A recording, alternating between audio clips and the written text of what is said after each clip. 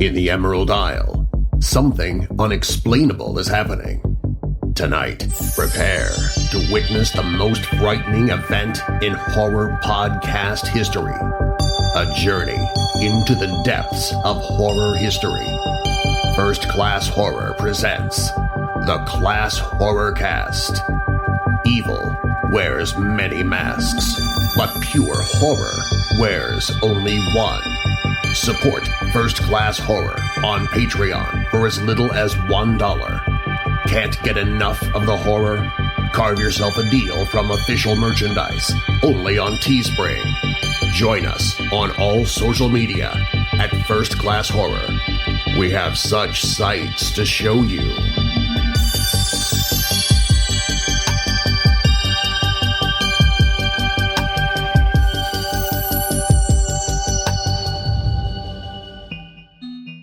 You mentioned Tom Cruise there, and it just got me thinking of. I just rewatched Four Corners of Fear. Dude, like I laughed so hard. I had seen it a couple of years ago, and I kind of forgot about it. And I was just like online, I was just looking through stuff, and I came across it again. That I think a lot of people, if anybody doesn't know what that is, just search it and watch it from start to finish in one sitting. Yeah. Where did that come about, or why?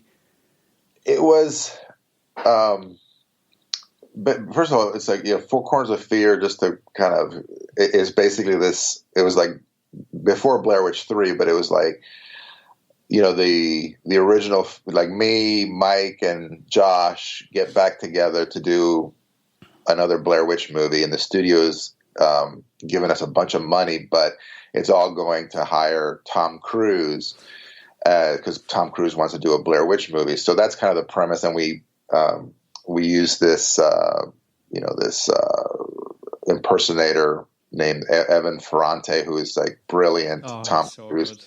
Who you've seen. I mean, he's basically the most famous Tom Cruise impersonator out there right now. You can see his videos all over the place. But, it was just the absurd notion of Tom Cruise being in a Blair Witch movie. It's just like the antithesis of Blair Witch, So I think Mike Williams had met Evan somewhere, and Mike, I think, was like, "Oh my God, dude, I met this guy, and look, he does a great Tom Cruise." And we were like just spitballing about, imagine if Tom Cruise was another Blair Witch movie. So, that got the wheels spinning, and we got Josh involved, and we tried to get Heather involved, and she was, I don't know what happened, that she didn't want to be involved. The idea was like, we'll just shoot it over a weekend. So we flew, Josh from LA, and we brought Mike over. Mike came from New York. He drove down, and we basically shot it in the woods behind my house. And it's, it's a ridiculous, like shooting a movie with Tom Cruise, it's just silly. It's just really silly. But I had a great time doing it. And it really has, it's like the closest I've been since Blair Witch to doing actually Heart of Love, which was, the follow-up to Blair Witch that I was talking about. Mm-hmm. Just doing comedy, like stuff that when I was in film school, that was really what I wanted to do. I wanted to do kind of like action, and I wanted to do comedy. Like those were really my sweet spots. But it was just so much fun. And after watching it twice, I would really like to see that. I would love to see a comedy or something like that from you. I think everybody's that's one of the things like I'd love to do. Like I have this comedy called Sinkhole 2, mm-hmm. Which is about a sentient sinkhole. And it's another kind of Heart of Love-ish type of, just silly movie with like bad jokes and a lot of sight gags and just, stupid sinkhole stuff. So that's one of the movies that I'm trying to develop right now, trying to get the money for. So, I mean, I think eventually, hopefully I'll get into more comedy. I'm also trying to do a little more comedic television. I'm up for more like, a little bit veering away from the horror television stuff, which is, cool for me. But yeah, man, it was Four Corners was just this great little project that, we all came together and shot, and and it was fun, man. And I highly recommend I would really like because I think sometimes you maybe get trapped in a corner a little bit as like the horror guy or absolutely, the found footage guy or the Blair Witch guy or whatever. And like there was little things in there, glimmers of like I would love to see someday, like something that you're really passionate about in comedy or something like that. Yeah. No, me too, man. I definitely it's definitely something that I think about a lot. I just wanted to backtrack a little bit because I came across a movie that I actually had no idea about until maybe a month ago, which is Seventh Moon. Oh, right. Yeah, to be honest, there's not really much out there. I couldn't get it on DVD. I couldn't get a stream. I couldn't get anything. I don't know whether it's just because I'm in this part of the world but how did that project? I think it's on iTunes, which I don't know. Yeah, it shows up, but it doesn't show up for iTunes in Ireland for some reason.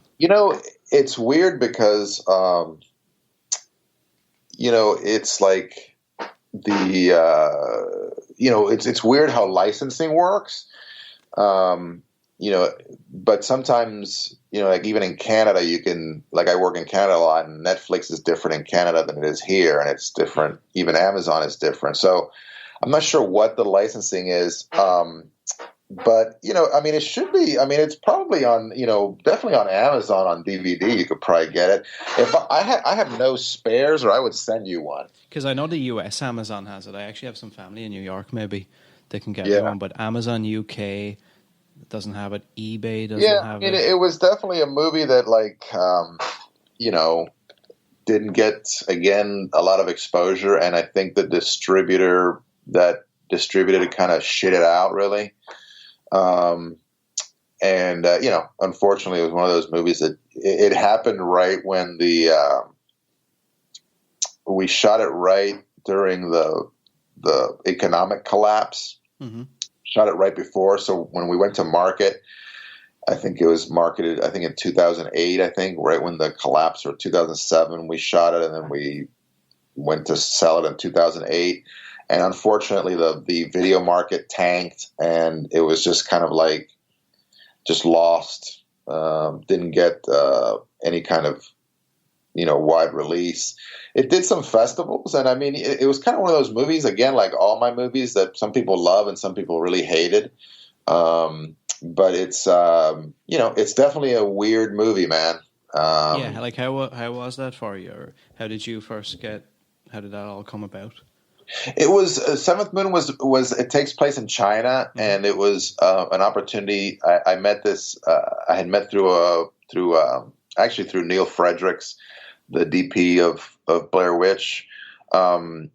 He was married to a woman named Ann Liu, who was from China originally and was a filmmaker, and still a filmmaker, talented filmmaker. And she had an opportunity to do some movies in China. And she, like a slate of movies, and, mostly horror movies. And so we were like, yeah, let's, she brought me on board, and I came up with this kind of idea, very simple idea, about this couple that's traveling to China. They're honeymooning in China. The husband is from China. His family was from China, so he's taking his new American wife to meet his Chinese family, and they get lost and they get trapped. And there's this thing called the Hungry Ghost Festival that is happening. That's actually a real festival in China where all this. It's kind of like the Halloween of China, And so, these things start coming out and start chasing them. And it's kind of a really harrowing, very claustrophobic, very dark movie, like visually dark. Yeah. And it was one of these things where, again, and it got, it got surprisingly some good reviews when it came out, but it just didn't, again, I think that it wasn't promoted properly, and it did some festivals, and like again, like people, I think certain people love it, certain people hate it. But it's definitely a weird movie. It's all really handheld and super shaky, and it's edited kind of, has a unique editing style. The soundtrack again was from Tony Cora and this composer named Kent Sparling, who did like this really creepy, weird soundtrack. And again, it's one of these movies where I just kind of went off the deep end on, one side of the equation of the filmmaking, horror film equation. I had this vision and I wanted to see it happen and, move forward. And luckily we were able to do it. And it was a weird shoot. We shot it in Hong Kong, and, it takes place mostly at night. So it was a really kind of depressing night shoot for all of us. And it was a really kind of it was great to shoot something in Hong Kong. My family went over there. My two kids were there, and it was fun. It was a great experience. Yeah, it looks like a really interesting movie. It's something that I'm definitely going to track down somewhere. If anybody knows where I can get a copy. Actually, why don't you email me your address, and I'll find you a copy and ship it to you. Cool, man. Cool. It's again, like I feel like some of that maybe ends up like this because I feel like maybe you had a hand in that as well. You didn't try and use it's the Blair Witch guy, here's another movie. And kind of like what you're saying, where you went off the deep end. Like, I mean, you go deep into projects, and yes, yeah. Like, I mean, it definitely, and especially the movie that afterwards, Lovely Molly, that I did, like, I really, for me, horror is like, comes from a really personal place, like, of like real fear and kind of like childhood trauma. Not that my childhood was bad, but, every childhood has trauma, because just as you learn the things you fear, and, the world is a scary place, so they all come from a really like kind of personal place. And I think sometimes it's I take it too far. But it's just, it's another thing that I've kind of learned throughout the years. But these early movies were, probably I went a little too far, one way or the other. Yeah. But I mean, I think it will all come full circle eventually, but I think a lot of people respect the idea that I think you could have probably lived out the rest of your filmmaking career on the coattails of, hey, look, I'm the Blair Witch guy again. Yeah. And I kind of like that. And I mean, it's not a dig at anybody else, but you do see that with some people. They have a little bit of a hit, and they kind of just ride out on that alone. We don't see much passion, much energy put into anything. It's just like, oh, hey, look, I've got another movie, or I've got a box set, or I've got this. Yeah. Man. I mean, I think, there's definitely different, there's different kinds of filmmakers, and there's different, obviously, there's different people, but yeah, I think that there is, sometimes that, I see that too. Sometimes you just kind of, people are making almost the same film over and over again.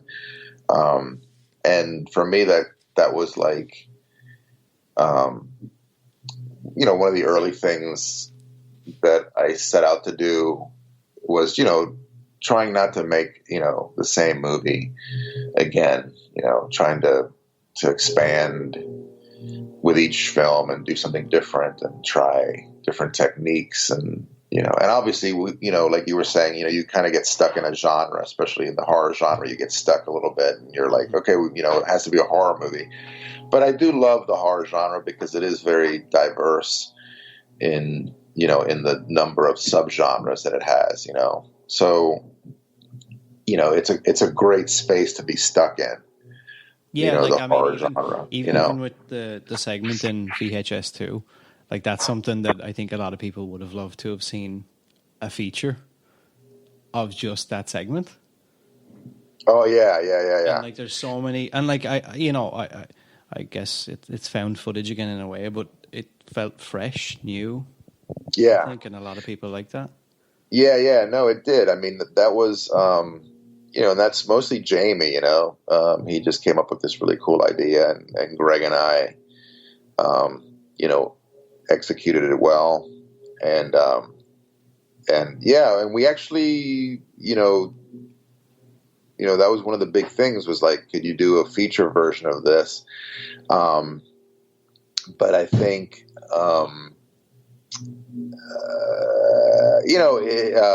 it just never materialized. But yeah, I think that the early kind of thoughts to that was like, man, you could do a pretty cool feature with this. Mm-hmm. But I don't know if it was because Jamie couldn't, maybe we couldn't crack it, or maybe it was, we didn't want to do another found footage feature. Different reasons, I think. But yeah, I mean, I love that short. I love the whole movie, but I love that short, and I think it was such a clever idea, and it was fun to shoot because we shot it locally here in Maryland, so it was near my home, so it was it was great, man. It was a cool experience to shoot here in Frederick, where I live, and and that's kind of with the thing, like, eventually what I would love to be able to do is to bring a television show to Maryland. That would really be like kind of the ultimate for me, as far as, being able to work out of my house and being able to sleep in my own bed. That would be quite a luxury. Yeah, because I guess that's another thing that gets overlooked quite a bit is travel and being away from home, and especially, I mean, being as passionate as you are about your projects and stuff. I mean, there's plenty you have to. Yeah, no, I mean, that's the whole thing, man. Is that there is this, it takes a lot of time to work in this business. There's a reason why, like, a lot, this business is really brutal on relationships. And I think it's hard to raise a family in this business because, you, like you said, you're away a lot. Luckily I was able to stay at home most of the time, I have 3 kids, and while they were little, I was basically home as much as my wife. So, I definitely put in the time with the kids. And there is a sacrifice, man. Like,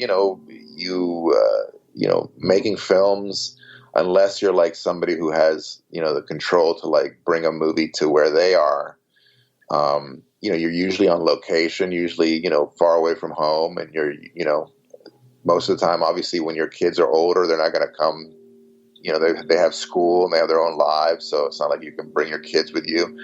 And also just filmmaking in general, it takes a long time.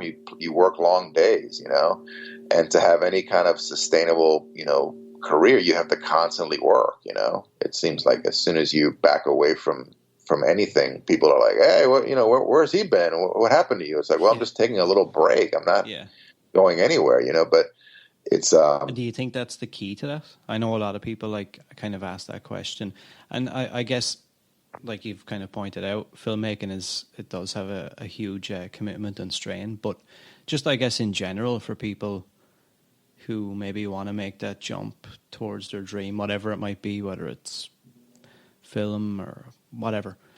Yeah. What would you say the key is in something like that? Like I talk to so many people who have these, like, I guess, crazy aspirations and dreams. I mean, it's crazy to think that people nowadays would say, oh, I wish I was like Ed, or I wish I could do what Ed done. And like, what do you think the key, or how can people maintain relationships or some form of normal life, but also, dude, I mean, I guess it's situational. For me, it's like, I was very fortunate that I was able to, we made a lot of money on Blair Witch, so I was able to stay home a lot and not have to, I didn't have to work a lot. But I think, like, for, like right now, like I go to these, television sets, and I work for basically 3 weeks. I'm home away about 3 weeks. which is hard, but it's not, it's not that hard, it's not impossible. And also my kids are a little older. I have one in college who's not even at home. So, they can take care of themselves, and then my wife is always here taking care of them. So, I definitely have, I'm blessed in that way as well. But I mean, I work with people, on these TV shows, who, like, the day that my episode ends, I'm so ready to get the hell out of there, and they just start the next episode the next day. I mean, it really, the crew people, the people that like are there, full time, for 10 episodes or 12 episodes, or sometimes, 22 episodes if you're on a network, you're spending more time with the people at work than you are with your family, and you have to like somehow figure out a way to balance that out,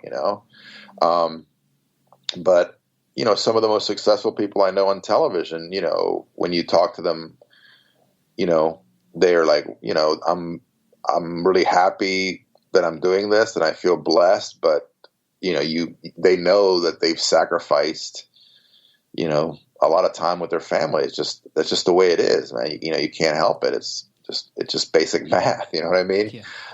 You only have a certain number of of hours in the day. And I wish that our business were different, like I wish that we had more normal days, because, and I wish that, because there's a lot of, I mean, I'm fairly lucky, because I haven't worked for any real, tyrant or people who like really work their crews to death, to not literal death, but, there's some producers in some studios or, networks or whoever it is. Like there's certain shows that like, you're doing really long days all the time, crazy days. And they take you, they start on Fridays late, in the day, and you have to work till like Saturday morning. And then you have 2 days off, but you really don't have 2 days off. You get home on Saturday, you have to sleep. So, and then you have to be back in at 7 a.m. on Monday morning. You know what I mean? Like, so it's a brutal business, you know what I mean? For production, for the production side of it. So my advice to people is that first you have to really love it. My daughter is like, I was talking to you before, like she's not really sure about what she wants to do. And she likes the whole idea of being a script supervisor, like she thinks that she could be a good script supervisor. And I think she could be a good script supervisor, but, I need to get her on a set, I want to get her on a set, with me or somewhere where she can learn and she can realize how many hours you have to put into this business, to the job, and I think, so you have to love it. Like the people that I work with on sets are the most amazing people because they are working their asses off. And it's very rare that I work with a crew where even one member does not work his or her ass off all the time. And eagerly work their asses off, so, you have to be that kind of person or else you're not going to make it. You have to be the person who just loves to be on set, loves to be in production, just loves everything about it. And you can see the twinkle in people's eyes, man. It's a very strange thing, but you can see people who like wouldn't want to be anywhere else, yet they're working like crazy hours and they don't have a personal life. And so, it's definitely rewarding, but you have to be ready to do that. And then obviously there are other ways, to be in the business, as far as being a writer or doing what I do, which is, directing. So I'm not, I rarely work full time. I work for 3 weeks and then I take a couple weeks off and then I, go back and work. And, and it's very rewarding. You meet a lot of people and you learn a lot. You make pretty good money and, you can balance your life pretty well. But, like I said, I'm blessed. I have a lot of people that help me out. My wife, my kids are very understanding, and my wife, holds down all the things that happen here. A lot of people don't have that, luxury. So it's a difficult position to be in. But obviously, as a writer or director, you can kind of set your own hours, especially as a writer. If you're just writing kind of spec scripts or whatever. But you have to love it, man, because I mean, even if you become a writer, if you luck out and you become a writer on a television show, which is, a full-time job, you're still going to be working, really long hours. It's just the kind of the way. And I wish, there was a way to like limit the hours, like, do more, just, I think sometimes people get confused and they want to be in the movie business or whatever. Now, I think it's going away a little bit, but I mean, I've even seen with myself on a way, way, way smaller scale is, I wanted to, I guess, professionally blog, if you want to call it, or write for movie websites and stuff. And it did start out of passion, but then I won't say the name of the site. It's over this side of the pond, but I actually signed a contract with them, and then it just became miserable and just I think and a little bit of it was like kind of what you alluded to. It felt like I was working for a tyrant, and I mean, and that's the energy thing. Went. That's the thing that happens too, man, is that people don't realize that when it's it's like everything in life, man. When you're doing it, like it's a different vibe when you're on an indie movie set, and you're not, even if you're not getting paid, but you're like, oh, you're in film school and you're making it, and you're, there's like this, oh my God, I love doing this, whatever. Yeah. But, on those sets, there's always the option that like, well, they're not paying me, so, I can walk away if I want. If you really don't like it, you always have that option of just like, saying, no, I can't do it this weekend, find somebody else, because you're really doing people a favor, and like everything else, once you start making money, once you like you were saying, like once you sign the deal, once you sign the contract, it does change, and you have to be ready for that. It becomes a job, no matter how much you love it. Like no matter how much I love directing, there are things that I hate about my job. Mm-hmm. You know what I mean? Mm-hmm. So, I think people, you're right. I think especially in the film business, have a level of kind of fantasy. There's like a fantasy filmmaking, like, oh, I want to be, J.J. Abrams, and I want to be this and whatever. And I'm like, well, do you understand that the life that J.J. Abrams has? I mean, I'm sure he has a great life, and, he wouldn't change it for anything. But, how many hours a day does J.J. Abrams work? Or how many hours a day is, what kind of lifestyle do these people have? And is that the lifestyle that are you sure you want that? You know what I mean? And not to bring, I don't know J.J., so I have no idea what, his lifestyle is, but he must be a very busy guy. You know what I mean? And you have to realize that with those, with those kinds, like to have that kind of career, you have to basically, devote almost your whole life to that career. You know what I mean? You have to be ready to do that, So, it's just like every other job, man. You have your, there's things you love about your job, and there's things you hate about your job. And I think being a filmmaker, whether you're a writer or a director or working on set or an actor or, or any level, you're going to have good days and bad days, and you're going to have things that you love about it, and you're going to have things that you hate about it. So you have to be ready for that, be realistic. And I would tell people, like, if you just, try to, get an internship, try to get on a real set, and there's so much production these days that, I mean, you'll probably have to move somewhere to like some production hub, yeah. But, even before film school or, after film school or whatever, I mean, if you show up and you're ready to work, people are going to give you work, you might have to work for free for a little while, but, get on a set or, get in an office or, you go there and work the long hours and see how you feel about it, because you might hate it. Yeah. Yeah. Well, I think sometimes people think, oh, I might not like it because, if I were getting paid for this, it would be different. Not necessarily. Exactly. Sometimes, and like you said, it can be much worse because you don't have the option. You've signed on You've signed in blood, basically. Exactly, man. That's the whole. Yeah, exactly. Like like really, like for me, it's like if you really want to know what it's like to be a filmmaker, is get on a set and work a shitty job. For try to get as long a job as possible and see how you feel. I mean, you might hate it, and you might be like, "Oh my god, I never wanted." Like my partner Greg, went to film school with. We went to film school, and we weren't like real close friends, but we knew each other in film school.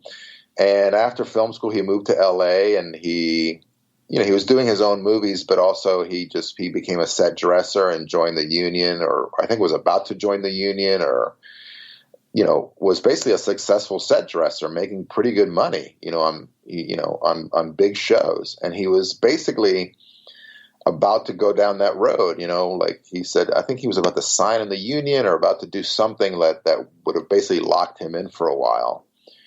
And he went to go see Brazil, Terry Gilliam's, 12 Monkeys, I think he went to see 12 Monkeys, and he came out of that movie and was like, I want to make movies. I don't want to be a set dresser, but not that there's anything wrong with that, but some people don't have that epiphany. I mean, some people get into it and they love what they do. And like I said, I meet so many people who, most of the people I work with on television love their jobs. But so, and then Greg went off and, he moved back to Orlando, and then that's when we started, collaborating with Dan on Blair Witch, and heard about Blair Witch, and, kind of joined the team, and, the rest is history. But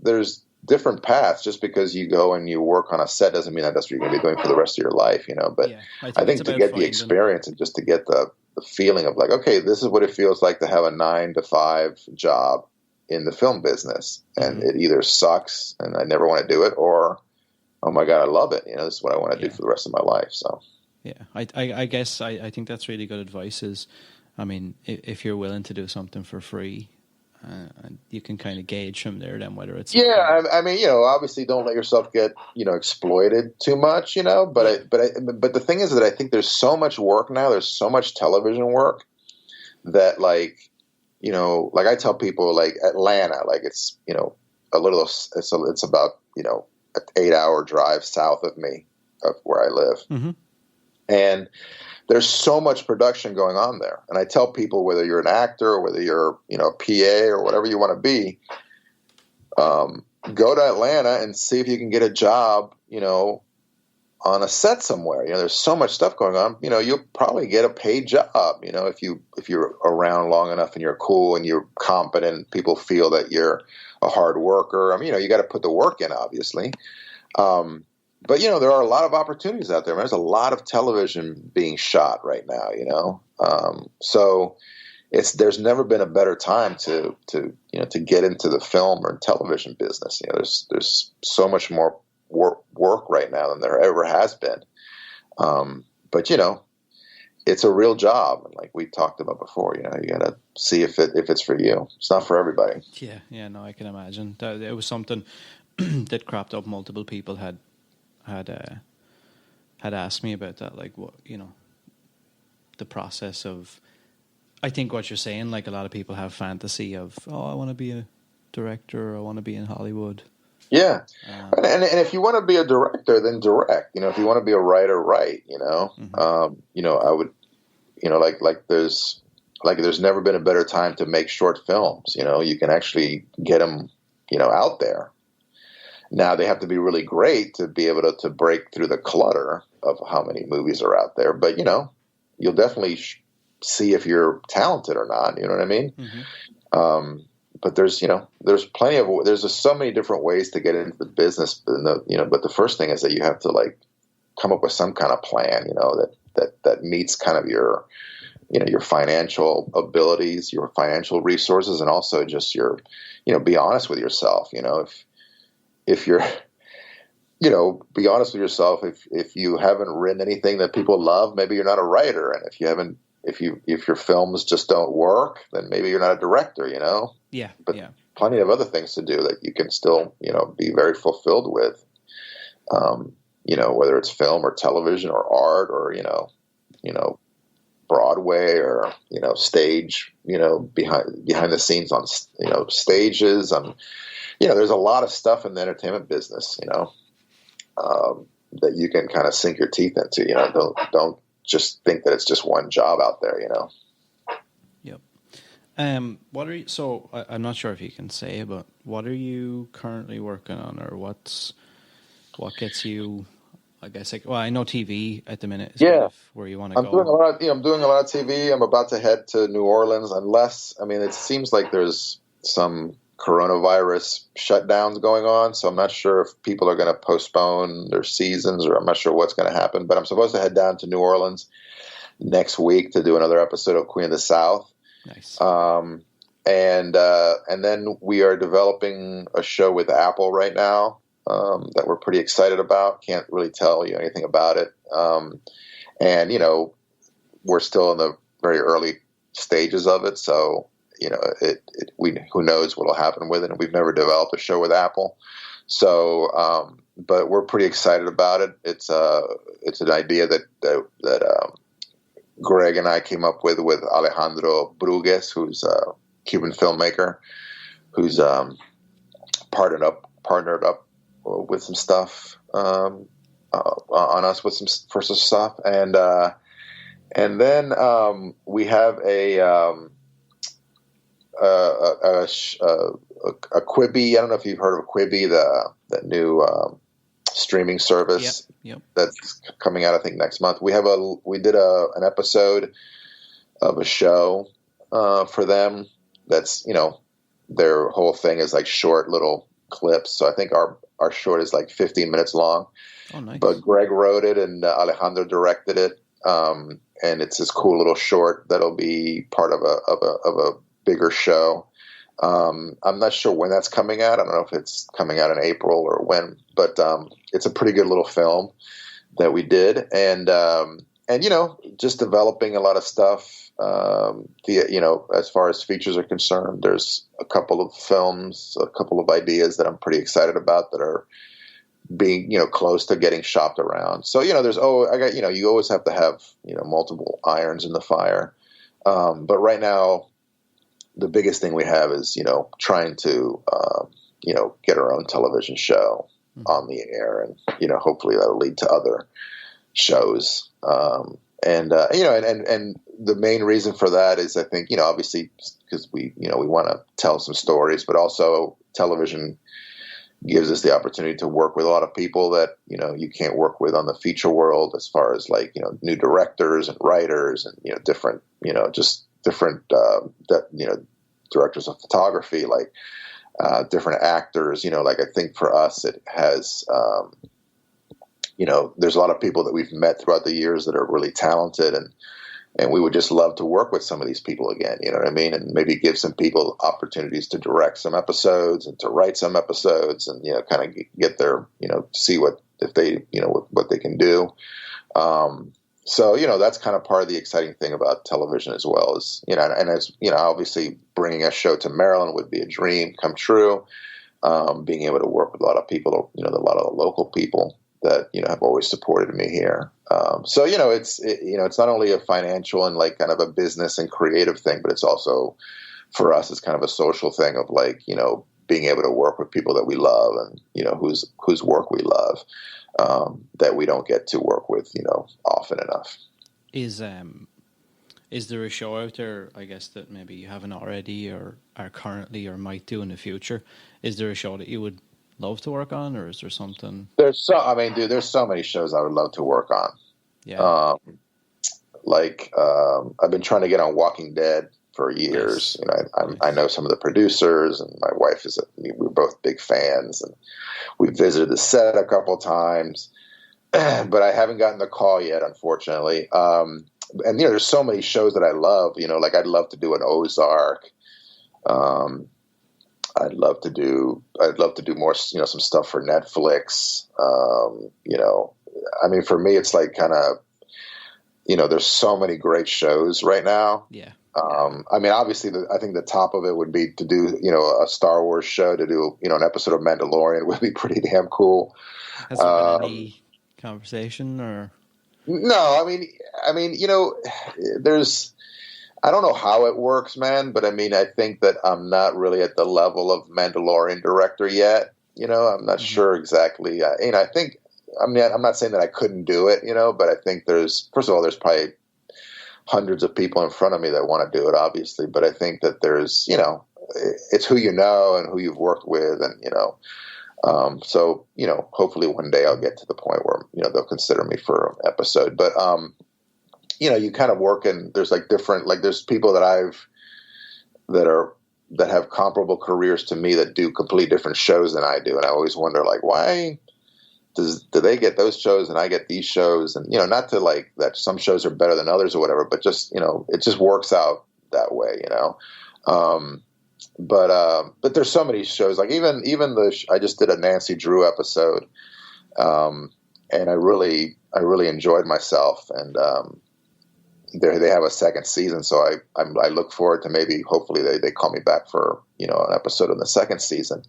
So there's all, and the same thing with Queen of the South. They hopefully I can come back and do some more episodes there. So there's a lot of there's very rarely do I do a show that I don't want to go back and do, but there's so many shows that I love. I think that's kind of cool. I like the way you kind of not because I'm sure you could probably get plenty of work in the horror industry, but I kind of like the way you'll explore things that you're interested in, even if they're not necessarily in your wheelhouse or what everybody thinks is your wheelhouse. Yeah. I mean, I think that like I said, is like, I think variety is kind of the key to me, for me, as far as like a filmmaker. Like I don't think I could make the same kind of thing over and over again. But I think, most filmmakers feel like that, I don't see too many filmmakers that want to make the same film over and over again. But I've been fortunate enough to, especially in the last 5 years, to be able to work in a lot of different types of television shows, and work with a lot of super talented people. So I'm learning a lot, man. Do you still collect Star Wars? Of course. Yeah. Is that still ongoing? Yeah, man. It's I love it, and I can't I can't get away from it. I'm selling some of the collection off, like just starting to sell some stuff on eBay. And I hope to continue to sell stuff, because I do have way too much stuff, and I have a lot of stuff that is just like, I don't even really want, like it's just taking up space. And, but I do love it, man. I love. Are you making room for something special? They what? Are you making room for something special or some more stuff? Or no, not really. I mean, I don't have any room at all. So it's kind of it's down to like really small pieces. And I've kind of made a rule where, like, if I can't display it, I don't buy it anymore. Like I don't buy stuff to store away anymore, because I don't have any more room. So that's kind of kept me in check a little bit, but it's still a problem. It's still, I'm spending money and also time, but I do love it, man. It really does bring, it brings stress to my life, but also it brings a lot of joy. And for some reason, I love all this plastic crap around me. I'm in a similar position. Yeah. Just collecting from. I used to be a big wrestling guy, and I recently got back into. I don't watch wrestling anymore, but collecting the figures. Yeah. Now, not modern day, like 15, 16 years ago. Yeah. And like rebuying old figures and stuff, and I've got no idea why this has happened, but now I've gone down that wormhole. Yeah. It's a weird thing, man, and it's mostly men too. Like, I mean, there are women collectors, of course, but it definitely is more of like a male kind of thing of just like, because I've tried to, I constantly analyze, like, what am I, why do I do this? But I don't know what it is, man. It's like there's something about it's about the about getting it, about the hunt. You know what I mean? It's kind of thick. Yeah, it's definitely. I mean, it's definitely a sickness. It's definitely a psychological. Yeah, it disorder. is. It's like because some people ask me like, "What? I don't get it," and I'm like, it's kind of an addiction in a way. I mean, oh yeah, no, it's totally an addiction, man. Like it's even definitely an addiction. Like for me, it's like if I feel bad, like I go and see buy a little Star Wars thing or something. It's just like it's like therapy. Mm-hmm. Yeah. And it's Are you a guy who opens his collection? Yes, there's some stuff obviously you can't open, but yeah, most of the stuff I open, like that's kind of my rule. Is like I'm not buying anything these days that I can't open. Yeah, I'm trying to I guess break the seal with that. I have like an entire room of horror movie memorabilia, and a lot of figures and stuff that probably aren't really worth that much money. And are never going to be, but I have this thing where I've never opened them, and now I'm trying to just. I think you have to be smart because there's some like I'm really into pops, the Funko Pops right now. Yeah, me too. So I'm like trying to get all of them, and I know that there's some that are. I mean, because there's some that are like thousands of dollars. And I'm like, I'm not going to pay $1,000 for a fucking Funko Pop, at least not right now. Yeah. But the Star Wars ones, there's like almost 400 now, I guess. And I have most of them, but, some of them, like I just picked one up that was like $120, which is like the most expensive, and it was Canadian money. So I actually got a really good deal on it. But that one I was like, I'm not going to open this one. I'm just going to display it in the box. But most of all my stuff is out of the box, because, I don't know, man, first of all, the boxes take up so much more room. And then secondly, I don't know, man, it just feels like, I don't know, it feels a little less geeky when you take it out of the box. Yeah. And you're right. There's some stuff that like is not going to be worth anything, whether I keep the box or not. You know what I mean? Mm-hmm. So, I actually, somebody reached out to me during the week. I don't know if you have access to your email right now. Yeah, I do. I'm just going to send you this photograph that somebody sent me.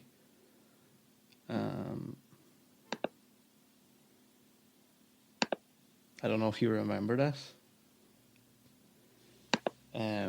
It's basically somebody reached out to me that had, I think he painted it, a piece of Star Wars art from a couple of years ago. Let me see if I can shoot this over to you.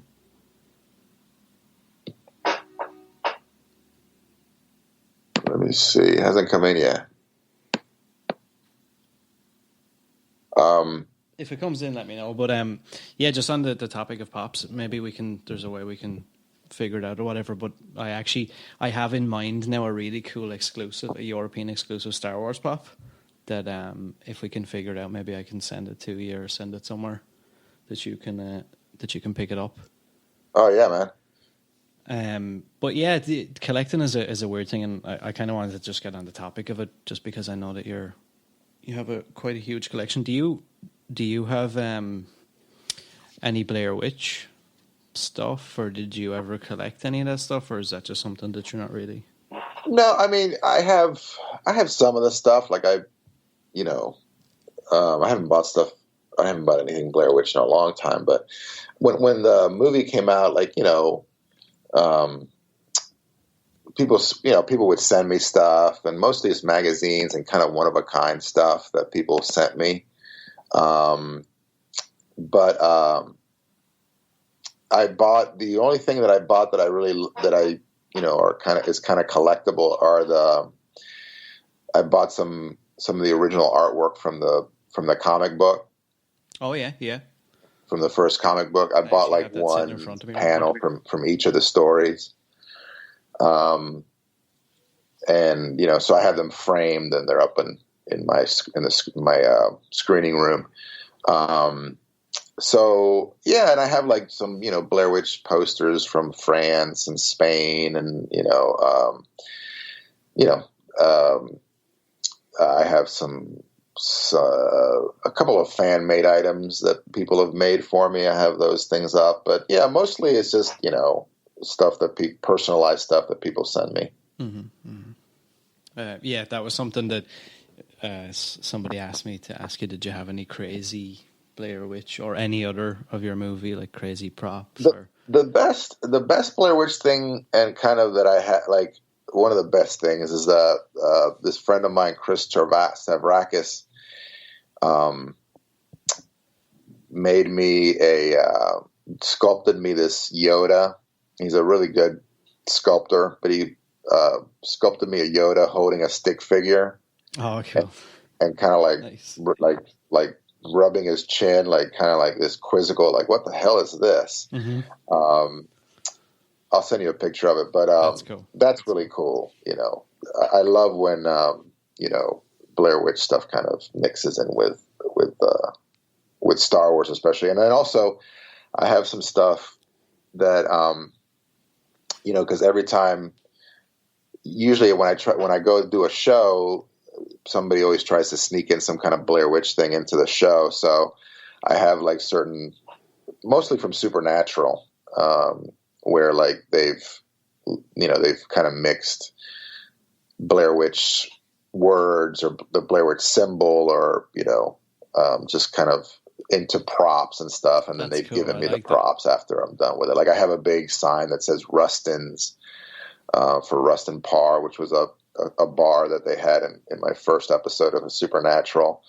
And then I have I have a bottle of this, it's called Ellie's Brew, which is like Ellie Kedward's, like a beer that we also use on my first episode. So, you know, it's fun to work with people like that who kind of want to, you know, put little Easter eggs and stuff into the episodes that I do. But that stuff I really love, you know. Yeah, yeah. I had actually recently for the first time seen have you ever seen the McFarlane toys, the Blair Witch ones? Yes. Was that something that, like, were you guys ever approached about that? Or, like, did you ever have a vision of if there was a witch, what she looked like, or any creatures and stuff? You know, I mean, it wasn't,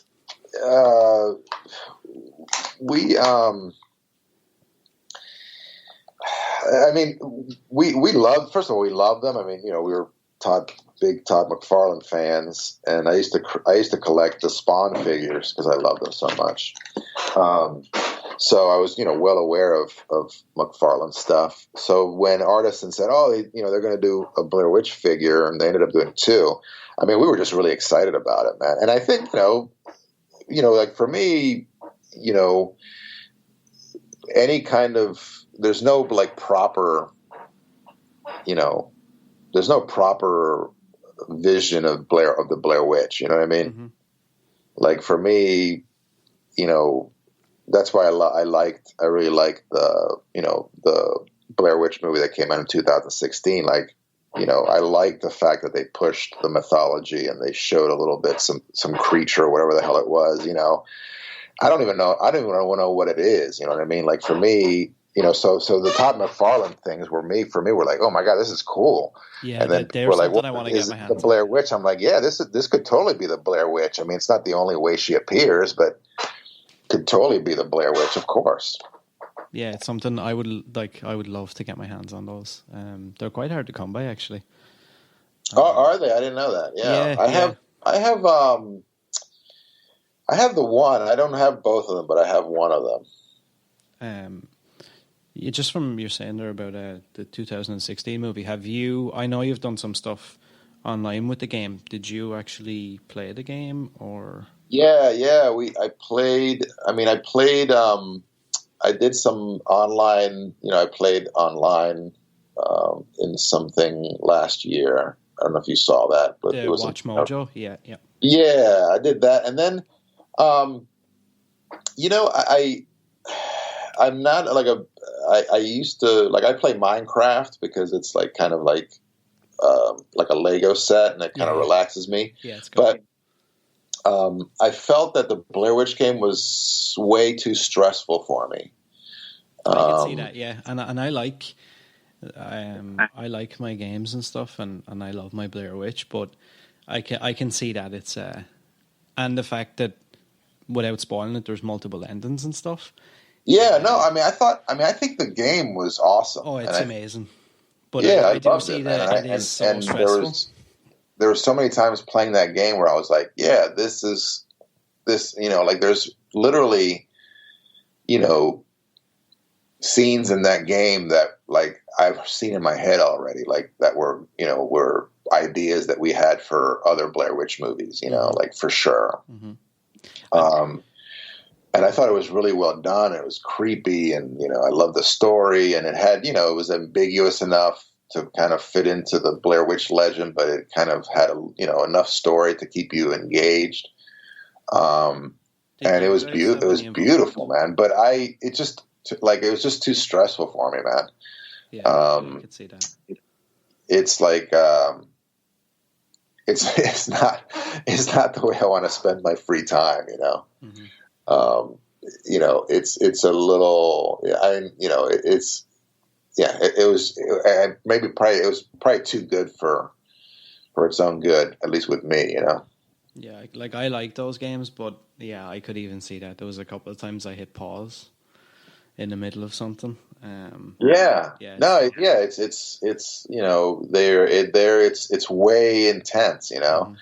And I'm surprised they didn't bring it to PlayStation VR. Actually, man, they're I don't know what the plans are. Like especially if they do a TV show, I'm sure they're going to do more games, or I'm not sure what they're going to do. But I mean, a Blair Witch VR game is kind of a no-brainer, Yeah.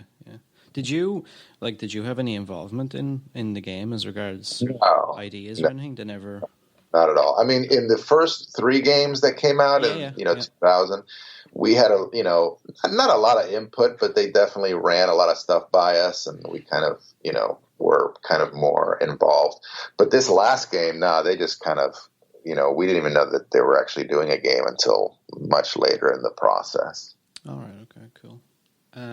Okay, so I don't want to take up too much more of your time. I have a couple of quick questions that people emailed into me. Okay. That they were looking to have answered. Let me see. I want to steer away from Blair Witch because I feel like there's much more to you and your career in the future than constantly talking about that. But I don't mind. A lot of these questions are Blair Witch. Let's see. Do you ever think we will see an extended cut? Is there any way that could happen? Do you think that there's anything that this could add to the movie or would be exciting for the fans to see? I mean, I think it would be really exciting for some fans. It's not like there's a lot of really great stuff in the extended footage for sure.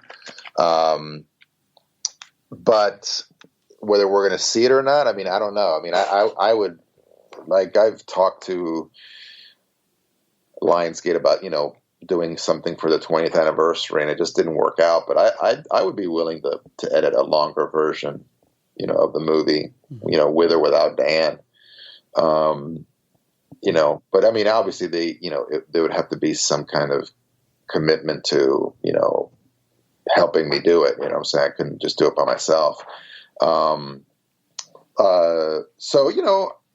I don't know. I think eventually somebody will do an extended cut.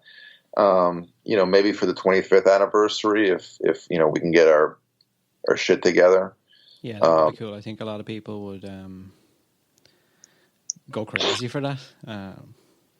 Some people have said that maybe there wasn't enough to actually add to the story, but I think it's like you said. I think there's enough there to. No, there's definitely enough. I mean, it's not like you're gonna, it's just more. It's more stuff. It's just more. Yeah.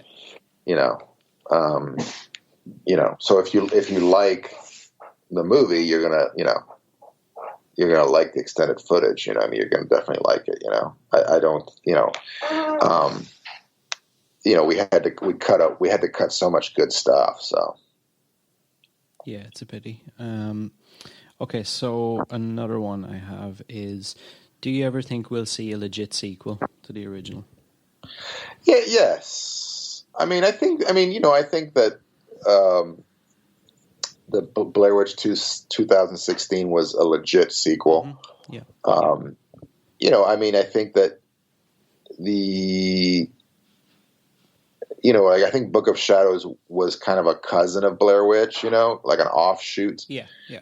It didn't exist in the same universe as the movie, and I think Blair Witch 3 did exist in the real universe of Blair Witch, so it is a sequel. It is a proper sequel. But maybe the only thing I think people, and I felt the same way, that I felt Blair Witch 2016 was a little bit too much of a remake,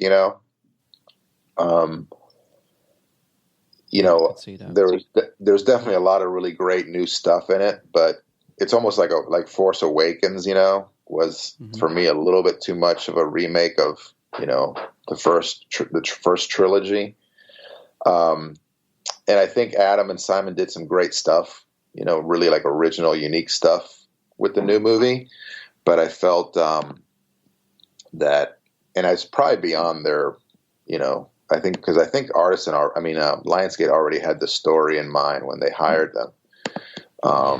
So I'm not sure how much control they had over that, but I think, I would have loved for the 2016 version to like open up like a new chapter, like take us to a different place. You know what I mean? So whether there's going to be another sequel, I mean, I think it's inevitable. Yeah, at some point. Yeah. I guess the question is probably the one that everybody wants to know, where you guys all get pulled back and we rewind the clock 20 years and we get the sequel that everybody wanted. Yeah, I mean, I think that, like we talked about before, is that, it all depends on, on the way things go for either Dan or me or Greg, like one of us has to get hot and kind of, because, unfortunately and fortunately, I mean, it's a business. So, the film business runs on, new talent, and, it's a very much, it's a very kind of like, you have a lot of original filmmakers that aren't invited back to do more often than not, obviously.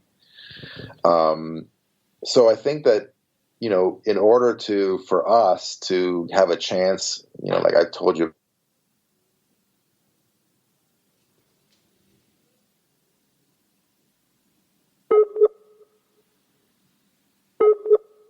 a hit, or something, that would,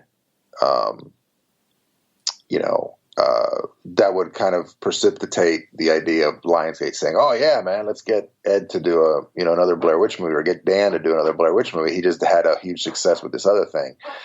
But who knows? I think maybe if we do, I think at least for me, it's more realistic that I would get involved in some kind of television work with them. With the movie, which I think would probably be a more satisfying avenue to take, because there is a lot of story to tell. Mm-hmm. So like the idea that we had for a Blair Witch television show was pretty damn cool. And, I can't really say anything about it, but it was definitely it wasn't found footage, first of all. Though there were found footage elements in it, but it was, it was pretty cool. It was basically like a story of, modern day Burkittsville, but a lot of ties to things that happened in the past, a lot of time travel, a lot of like, time, little vortexes or whatever you want to call it, constantly playing with that kind of stuff. Yeah, a lot of different threads that we were ready to pull, in the lore of all the stuff that we had created. But it didn't work out. So maybe one day.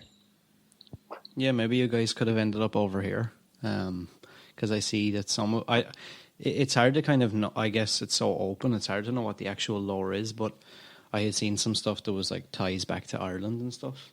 Oh yeah, man, absolutely. I mean, because Ellie Kedward is, was an Irish immigrant. So, there's so many different ways to go with it. Mm-hmm. And that's why I think a television show is would make more sense, because it's just like you can examine different things, different aspects of the mystery without being, stuck in, having to tell the story in an hour and a half, 2 hours. Yeah. Because I was shocked to see that in some of the timelines I had read that Ellie actually ends up in the town I live in, Wexford, and there was this scene of like the burning of Wexford, and she disappears from the dungeons under the town. Yeah. And makes her way onto a ship and stuff. I think there's so many cool ideas there, whether it's set here or not. I think, you could, there's plenty to do, man. There's plenty of story for sure. So, it would be cool to play in that sandbox again. Cool. Right. Well, I've got 2 final questions before I let you go. So somebody asked me, did you ever imagine the witch looking anything like Mary Brown describes her in the beginning of the movie? Yeah, absolutely. I mean, when Dan and I wrote that for I forget, Patricia, the actress who played Mary Brown, we had this, this idea of the horse lady, and it was something that, that was something that had been described a few times, but mostly, Mary Brown was kind of like the eyewitness who saw this kid, this thing as a kid. Fucking terrifying. Yeah, so it's basically, it's her, and Patricia did such a great job, because we told all the people, that kind of all the townspeople that we don't want you to memorize stuff. You know what I mean? Mm-hmm. Like, we want you to like take what we tell you and kind of make up your own, because the details could change as long as you describe some weird looking thing that looked like a horse. We don't care what you describe it as. You know what I mean? Like, don't worry about because a lot of people, So we told everybody that we're like, look it over and kind of memorize it a little bit, at least memorize the basic gist of the story. But we would love for you to kind of, go off on your own and add your own details, because that's really the way things work, in reality, Yeah, I think that worked out perfect. I mean, a lot of people still, I guess, think that Mary Brown could have been the witch, or that they saw hair coming from under her jumper and stuff like that. Yeah, no, absolutely. I mean, and that was, and that was the intention when we cast Patricia. Like we had gone off and looked for some people, some older actresses, and none of them like kind of had the right look. You know what I mean? Like, none of them like just looked kind of had like that really unique, just to put, I don't know how to describe it. Just didn't have that vibe, didn't have the vibe of like being, of just kind of being eccentric, like not eccentric enough. Mm-hmm. So when we met Patricia, we were like, oh my God, she would be perfect, so, and she luckily agreed to do it. Yeah, that's crazy that, that a lot of the interviews and stuff weren't 100% scripted. Like, I talked to Susie maybe a week or two ago, and I was actually shocked when she told me that she basically told them that she would wing it based on what they told her. Oh yeah, man! Which is crazy, because it worked so well. That's another scene that sticks out in my mind. Like, every time I see it, I kind of get goosebumps. Yeah. Well, it's kind of like, you can't. I mean, you couldn't write and direct that. Yeah. And that's what, like, for me, Blair Witch, the biggest lesson it taught me as a director is like, sometimes you just got to back off and let things happen, because, sometimes you don't know what'll happen. There's always nice surprises coming, and the more you stay out of the way, the more those surprises have chance to like come out and show themselves, Mm-hmm. Mm-hmm. Even to this day, I use that advice, Yeah. Okay, I guess final question then would be, I'm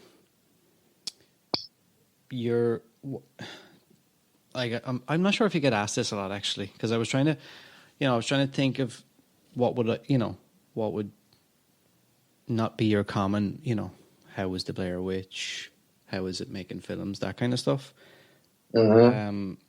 What would you consider your like the positive and negative from the way things went with not just Blair Witch, I guess, but that kind of was like that put you at the pinnacle? Yeah. Like, well, I mean, I think that, the positives are, I'm talking to you right now. I talk to people like you all the time who are still, genuinely interested in the movie and are still inspired by it. And, to me, that's like the greatest reward. A legacy. And the fact that it's given me a career that I've been able to, transfer it over to the television world and, have become a, fairly successful television director and, still be in the business and, and obviously the people that I've met, my partners throughout the years and, Greg, who's still my partner and, all the fine artists that I've met, and not only making movies, but in the television world. And, so, and I've, been able to make a pretty good living for myself and been able to raise my family. And, and for the first 10 or so years, I was home most of the time. So I think that, I was able to like see a lot of my kids actually day to day, lives. I was able to share in that. So, it's given me a really great life. And the negatives, I mean, I think the biggest negative for me, and I think, I don't know, I think Dan is the same way. We've talked about it, but I can't remember completely. But, the idea that like when you start, you seemingly start your career and, Dan and I and Greg, we had made movies before and we had failed and, so it wasn't like our first movie. It wasn't like, hey, let's make a movie and all of a sudden it's Blair Witch. Like we had gone through some pain of being a failed independent filmmaker for almost 15 years before we made Blair Witch. So, there is that, of course, but, so, the idea of going from like nobody to, one of the most highly successful independent films of all time, it just put a lot of pressure on us, and I think part of the reason why I didn't make a movie until Altered, which was, 6 years later, which is because, I was stuck, there was certain things that I was just kind of stuck. I didn't know exactly what I was going to do. Mm-hmm. And then the expectation of like, how do you follow up Blair Witch? How do you follow up this, phenomenon, I don't say that just to be,